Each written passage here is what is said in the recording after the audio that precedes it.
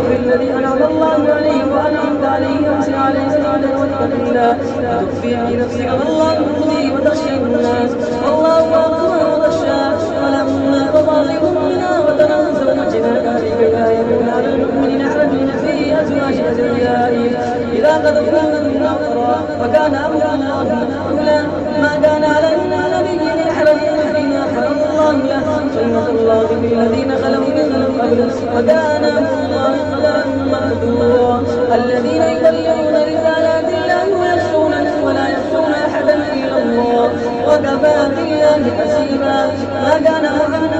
أبا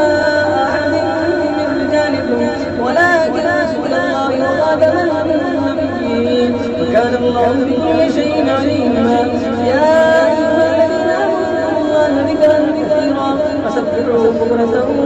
وأصيلا والذي يصلي عليكم وملائكته ليخرجكم من الظلمات إلى النور وكان بالمؤمنين رحيما